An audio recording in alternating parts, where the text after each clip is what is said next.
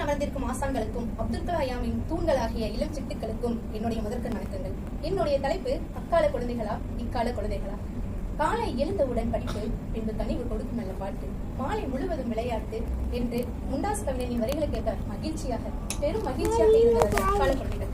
அக்கால குழந்தைகளின் சரித்தவரா இக்கால குழந்தைகள் என்று கேட்கும் பட்சத்தில் தேடுபொறியை பயன்படுத்தி தன்னுடைய திறமையை நிரூபிக்க ஒரு தளம் உண்டு எனில் பறவையாக பறந்து கொண்டிருப்பவர்கள் இக்கால குழந்தைகள். வெயிலோடு விளையாடி, வெயிலோடு உறவாடி, வெயிலோடு மல்லு கட்டி ஆட்டம் போட்டோமே என்று தன்னுடைய தனக்கு அக்கால குழந்தைகளுக்கு பரிசாக கிடைப்பதென்னவோ மகிழ்ச்சி, அக்கால குழந்தைகளுக்கு பரிசாக கிடைப்பதென்னவோ மன அழுத்தமும் கண்கண்ணாடியும் தானே.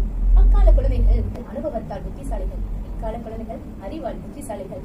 இக்கால குழந்தைகளுக்கு தன்னுடைய திறமையை நிரூபிக்க, தன்னுடைய கால்தரம் பதிக்க இது போன்ற ஒரு தளம் உண்டு எனில் அக்கால குழந்தைகளுக்கு வாய்ப்பு என்றால் என்னவென்றே தெரியாமல் இருந்த நிலை உண்டு. குழந்தைகளுக்கு பாதுகாப்பு செயலி என்றால் அக்கால குழந்தைகளுக்கு பாதுகாப்பு தாயின் முடிதானே.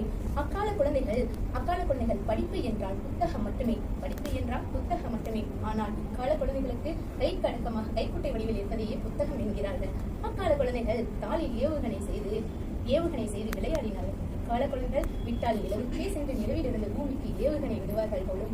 அக்கால குழந்தைகளுக்கு பணத்தின் மதிப்பு என்பதை தெரியாமல் இருந்தது. அக்கால குழந்தைகளுக்கு இயந்திரத்திலிருந்து வரும் 1 கோடி என்பது பெரிய மதிப்பாக இருந்தால் அக்கால குழந்தைகளுக்கு பாட்டியின் முந்தானியிலிருந்து கிடைக்கும் 8 அணா 4 அணா என்பது பெரும் மகிழ்ச்சியாக இருந்ததெல்லாம். அக்கால குழந்தைகள் தாத்தா, பாட்டி, சித்தி, சித்தப்பா, அண்ணன், அண்ணி என்று உறவை உரிமையோடு அழைத்தார்கள். இக்கால குழந்தைகளோ அங்கிள், ஆண்டி என்ற ஒரே வார்த்தையில் முடித்து விடுகிறார்கள். நிறைவாக ஒன்று சொல்லி நிறைவு பெறுகிறேன். அக்கால குழந்தைகள் நம் அடித்தளம் என்றால் இக்கால குழந்தைகள் நம்மளுடைய எதிர்காலம். நன்றி.